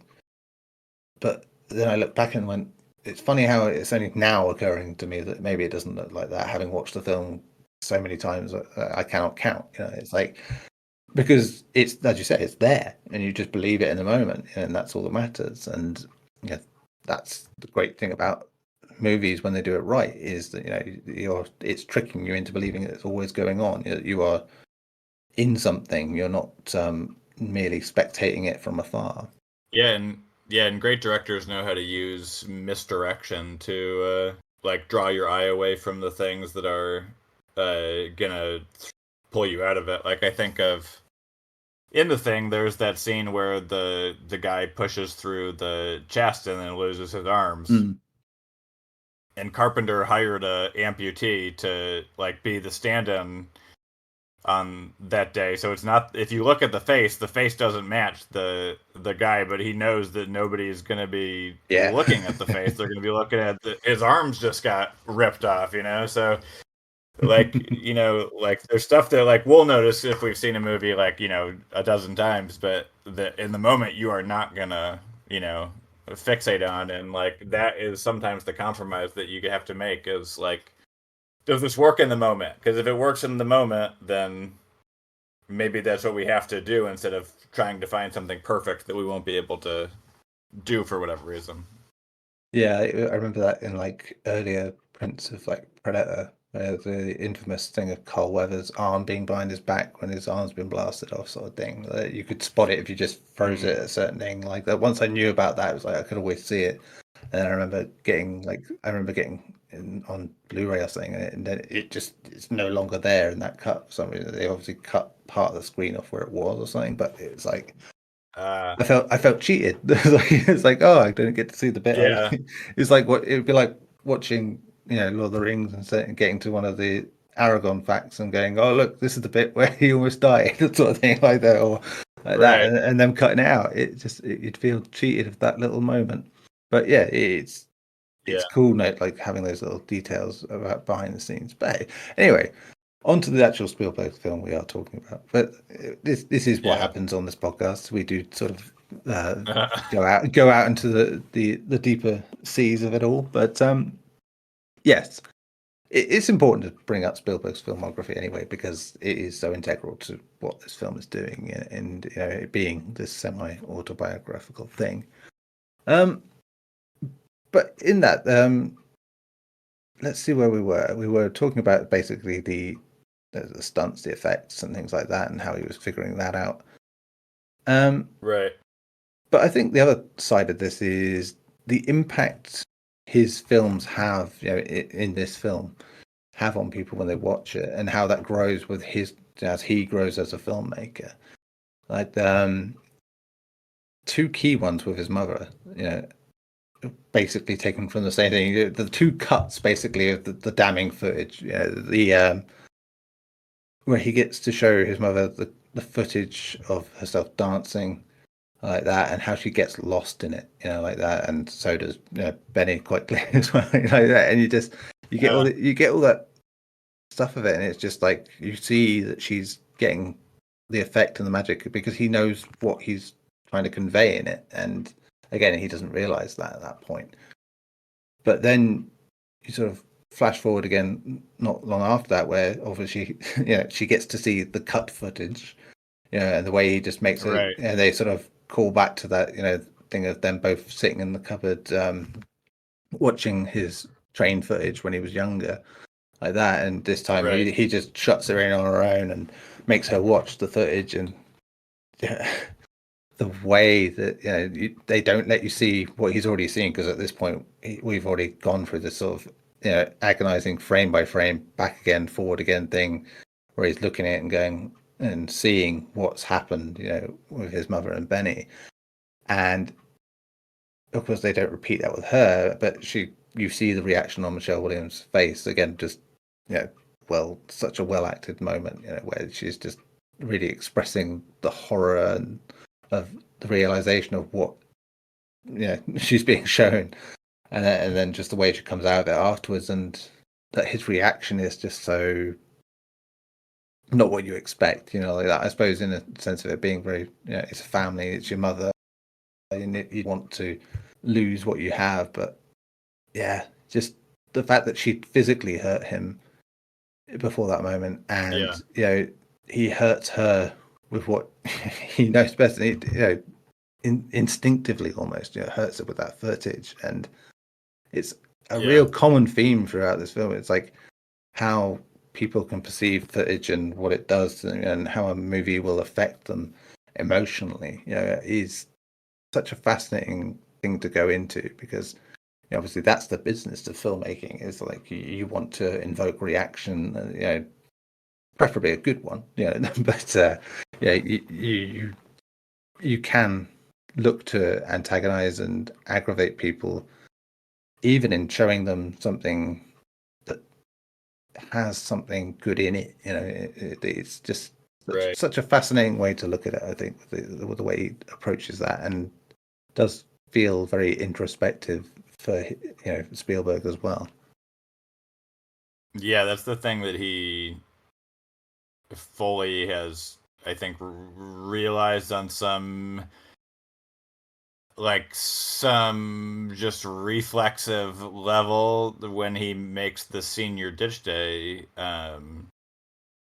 short at the end, is that he can, he has the power to give and take away with his skill at making movies, that he can make the bully look like this golden god, and he can make the the more pathetic of the two bullies just look like a pathetic idiot, and he can he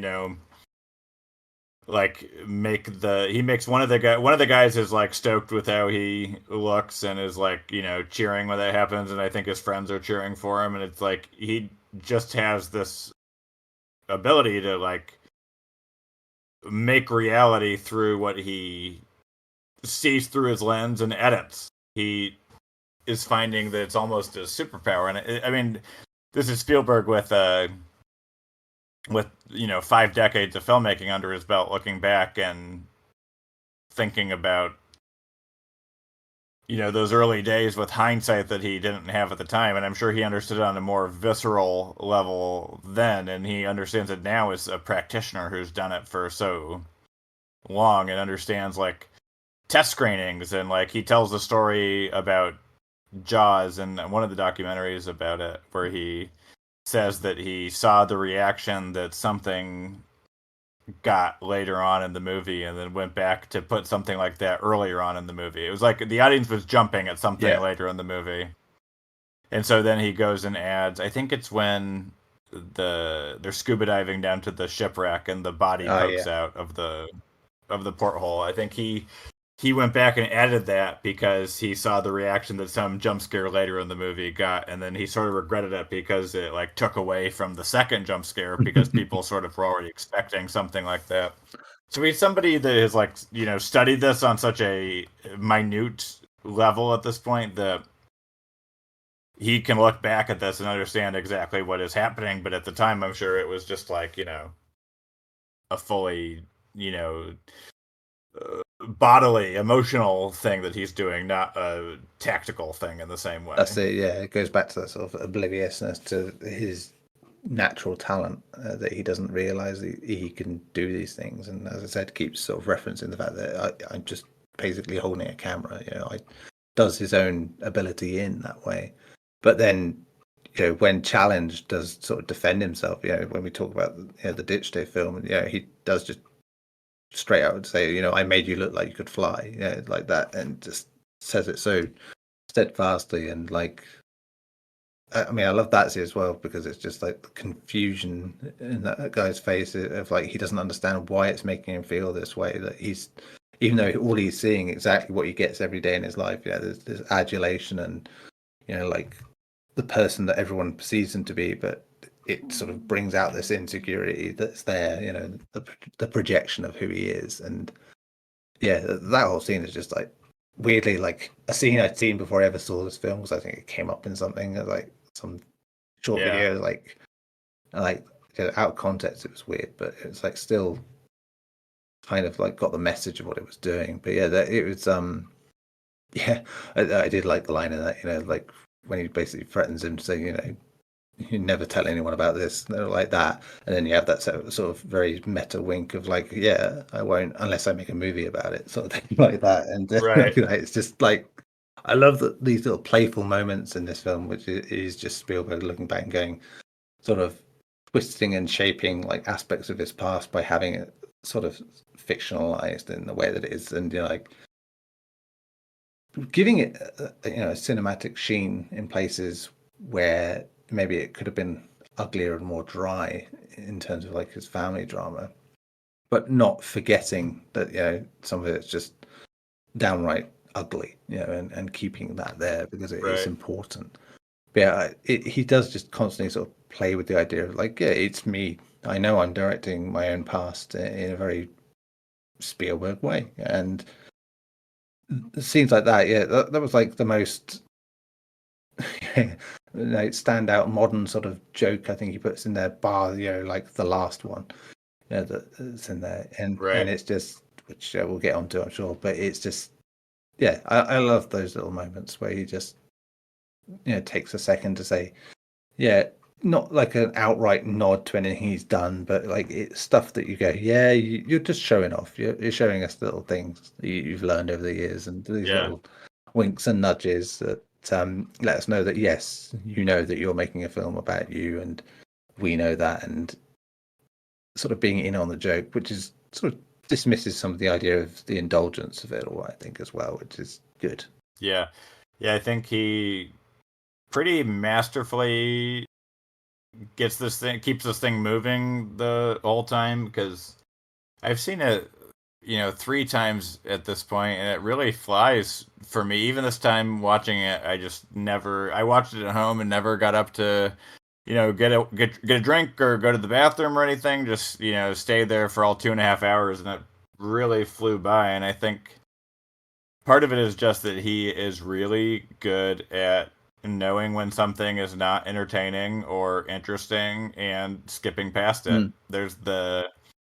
There's the bit where young Sammy is filming his parents pulling into the new house in Arizona, and he's like, "Come on, come on, come on, stop!" and holds his hand up, and it jump cuts to a match cut Yeah. of older Sammy in the desert with his friends looking for scorpions, and it just perfectly cuts through that time while making this thematic connection with him as like the person who is like, calling the shots basically. And yeah, I think he just really keeps it moving.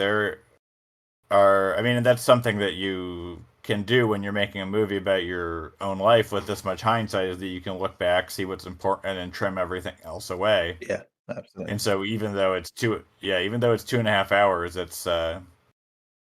it's pretty packed. There's not really a scene where there's not something important that is happening or that is about to happen. Yeah, which, considering like the central thing is this breakdown of a relationship, it could so easily have been quite repetitious, because of the nature of it. And like, we get early on what's going on to a degree. And yeah, I think because of the way the characters are structured, and it gives them license to keep sort of going back to the well with that without like just going over the same ground over and over again. It's like the subtleties in each character make the argument different each time, or make the situation different. The sort of manic pixie dream mum thing, I think I've seen it called. Like it means that she doesn't ever seem to react to the same thing, situation the same way twice. And one time it would be like snide remarks and maybe a bit of dramatic drunk dancing. Another, she gets a monkey. It is that sort of thing, that sort of there's chaos side of it, and then it really sort of derails like what could have been a very perfunctory sort of routine sort of progression to where the story was going to go. And I think that's important, because I think it's, again, very much Spielberg tapping into what he knows best, and that is the family dynamic, and really making that shine, where it's not all structured in a way that you would expect. In most media would present things in a very certain way that feels rigid. Even in modern standards, you get that.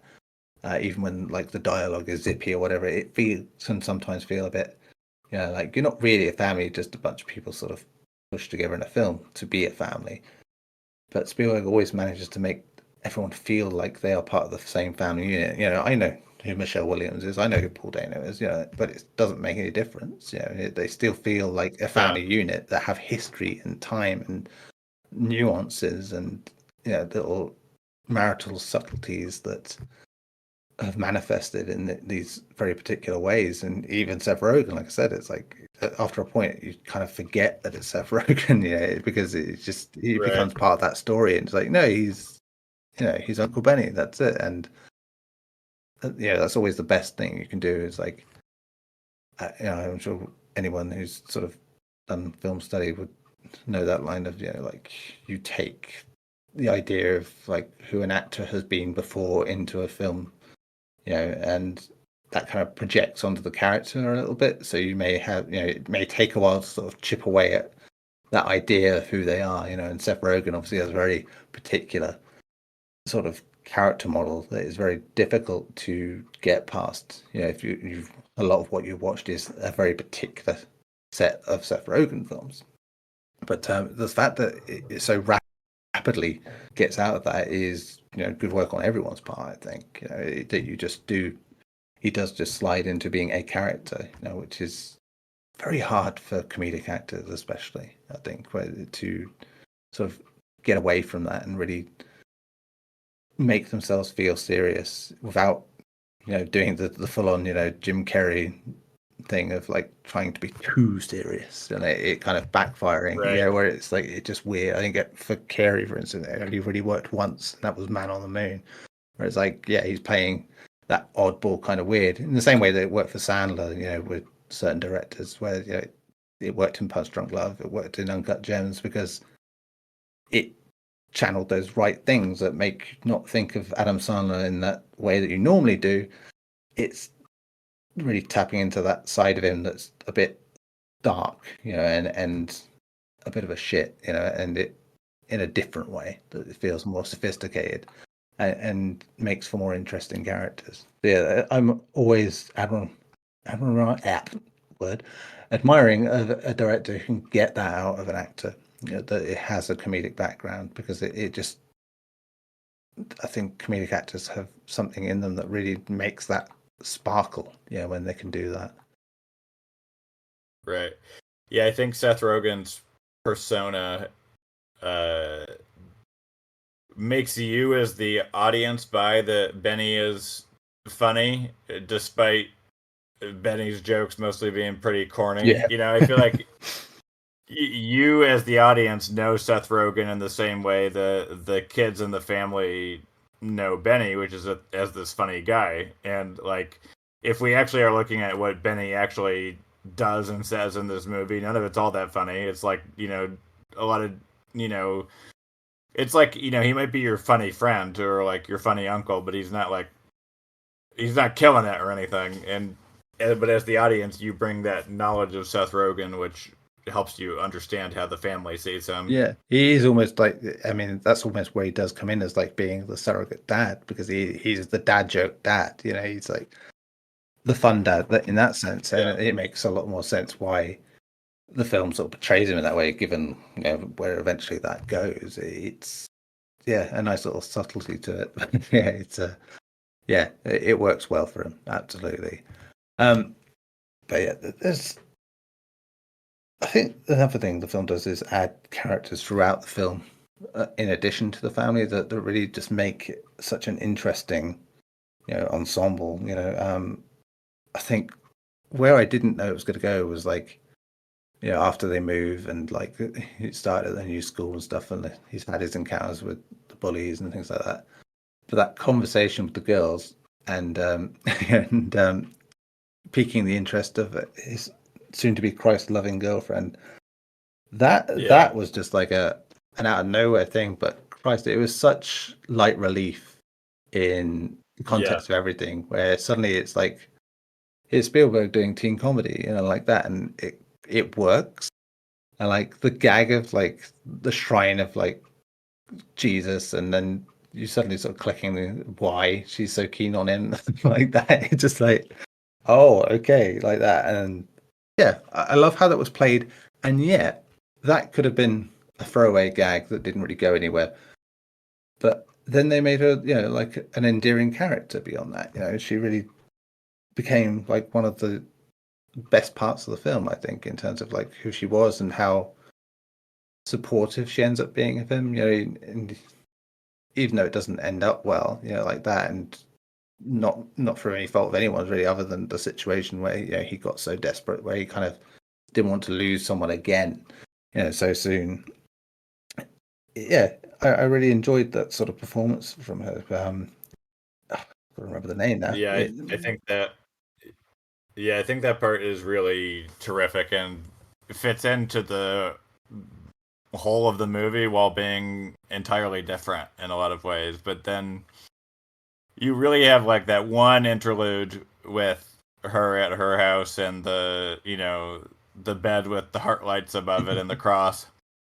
But then she gets folded into the, you know, the main concern because there's a big fight between his parents when she's over, Yeah, and there's also like the girl's dad having access to a professional grade camera is what gets Sammy to pick up his camera again for the first time since they've moved to California. So it really is. It feels like a cul-de-sac, but it, you know, ends up coming back to the, or it feels like, I guess, like a, you know, like it's going nowhere, but ends up wrapping back around to the main plot of the movie. And yeah, yeah, I really like that section. yeah. And you know, I think for me personally, I remember dating someone kind of like that in my younger years, like that. He was, from a very, very Christian family, and just like having that strangely wild side because of that, like that, and being a bit eccentric with it. And it was like it sort of added an extra layer to it. Chloe East, that's who plays Monica. Yeah, very good performance. That was. I remember I'd seen her in what's the film? The Jim Cummings one, The Wolf of Snow Hollow, I think it was. Yeah, yeah, she was very good in that as well in a brief bit. But yeah, so that was a nice sort of aside. And you have these bits in between. You have the Judd Hirsch thing with Uncle with Boris, where pretty much which effectively puts a curse on Sammy of like as a movie maker, as oh yeah, you'll do it like this, and you'll basically feel lonely and be like this. It's just like he is just the old person cursing the main character to some terrible fate, and it coming true effectively like that. And the fact that Sammy, I mean, it's a lovely scene in that regard. It's just like I've seen someone make the joke that's like, is that where that body shape where Spielberg got the idea for ET from? It's like, it's like maybe, but it was his own, in terms of like his own uncle, was that where he got it? I suppose more than Judd Hirsch, but it was, but yeah, again, just a scene that someone comes in, rocks up, turns up for a bit, does their job, and makes the right impact on the movie. It's for me, kind of like the opposite of what happened with Oppenheimer. Like where it's like it felt like a procession of people coming in. It's like, oh yeah, I know that person, and they come in, do a thing, and it's like, yeah, this worked a few times, but this is maybe like 10 times too many when you get to that point. It's like get someone in, make sure they have something important to do in terms of storytelling rather than exposition, and that for me worked so well, having like people like Judd Hirsch come in and do that. Yeah, and Oppenheimer, it really feels like it's there to help you remember or help you tell the scientists apart. Yeah. Because it's like, okay, this one's Jack Quaid, this one is Josh Peck, this one is, Josh Hartnett, this one is, whoever. Like, having, like, actors that you recognize helps them stand apart. And in this movie, everybody that comes in, more than that, they like are coming in, they're doing their scene in Judd Hirsch. It's really, he comes in, he drops the thesis statement of the film, and then he leaves. Yeah. Like he comes in and says, it's about the war between family and art, and they'll tear you into, and like that is what the movie's about. That the movie is about the conflict between family and art, or like dreams deferred and family. And yeah, I think that like gets to maybe a flaw of the movie, or at least like my wife definitely thinks of it as a flaw, because she doesn't like this movie nearly as much as I do. Is that it is occasionally can be pretty on the nose about certain things. But I think it is sort of like, it sort of is weaponized corniness in my mind. There are scenes or lines that are sort of corny or like too obvious, but it sort of uses those to like where something might be obvious or goofy. It's like, well, there's a darkness that is sort of right underneath the surface of this seemingly cheesy thing.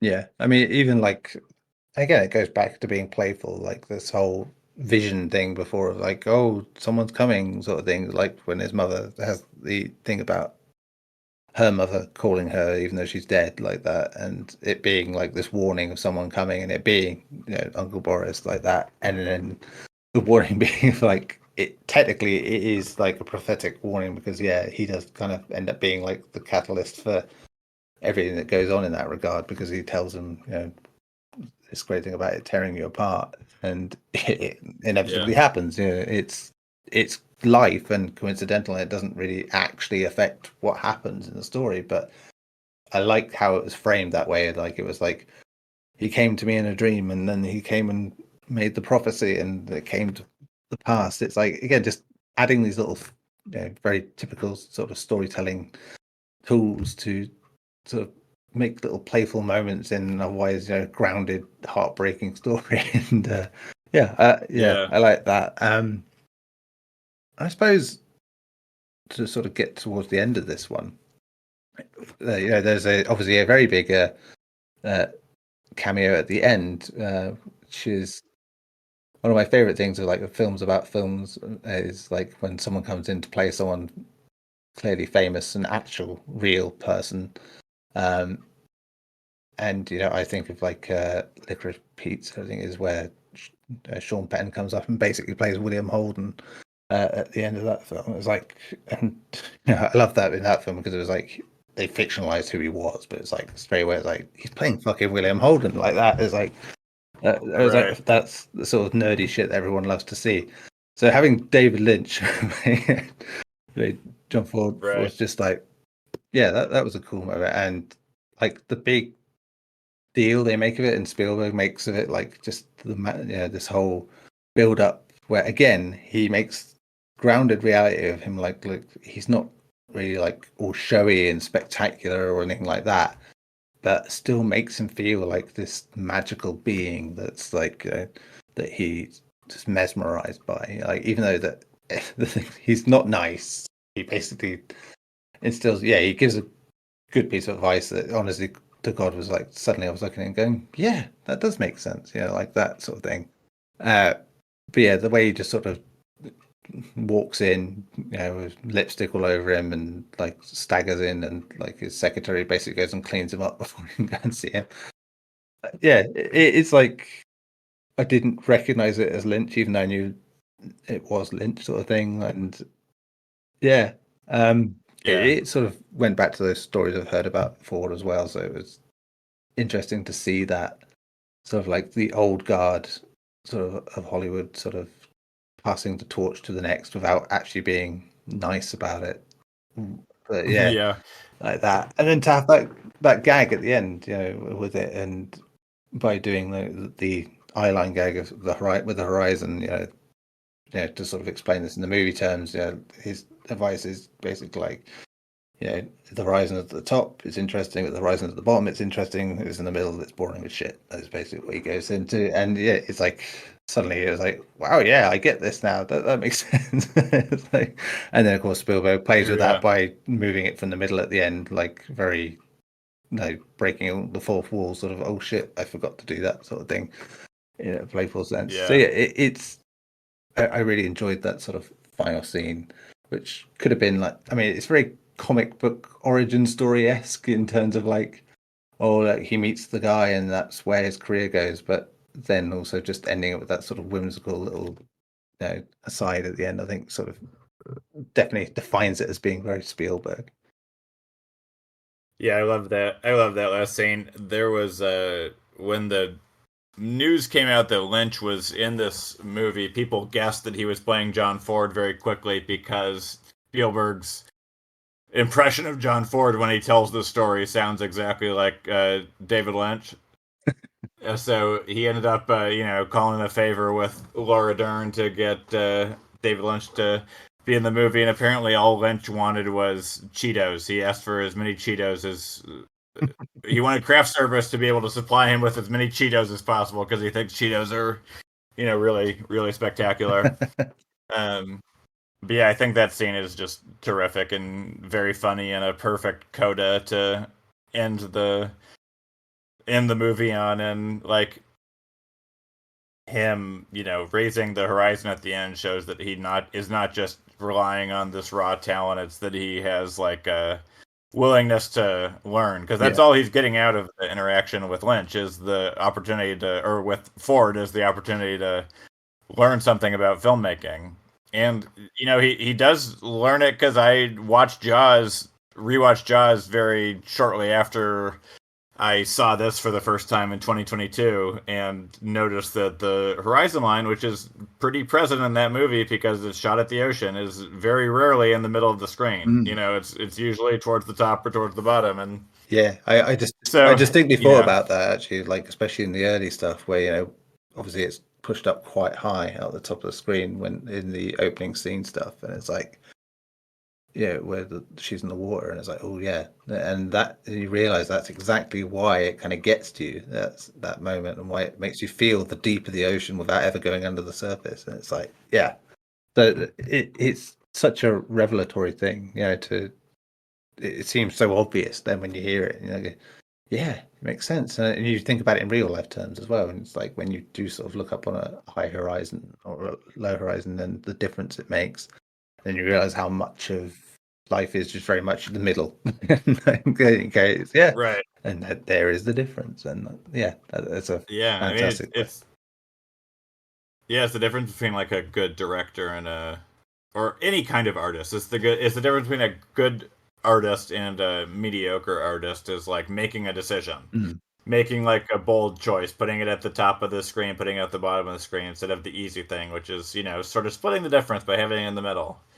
And I think that is the like it's a literal advice, but it has this sort of parable like wisdom to impart to Spielberg and to any young artist, is that you make choices instead of just sort of going with what's easiest or what is sort of down the middle. Yeah, absolutely. Well, this has been a fantastic chat. And, to watch this film and find a Spielberg film this late in his career that I would consider in his top 10 personally, Yeah. it is quite remarkable. I looked at the films I sort of rated in a similar sense, and I don't think I've seen anything of his in a long time that I would consider this high up, on the list. I think the last one probably would have been Munich and War of the Worlds in that year, that sort of double whammy that year. Yeah, but it's even with it being this sort of introspective thing, it's such a fascinating way. I think films from filmmakers about their love of film and the different ways they're done are always so fascinating. Cinema Paradiso is like obviously a given example of that in a very different way.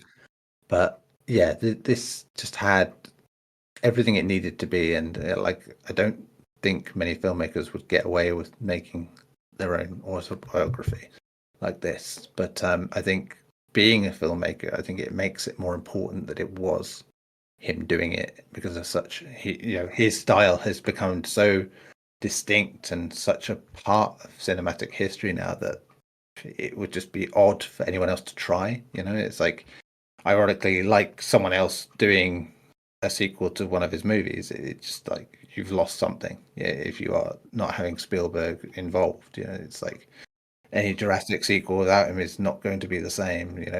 Indiana Jones film without him can ape the idea of it, but it's not really him. So yeah, it makes perfect sense. I think that he is doing this now and that he is doing it.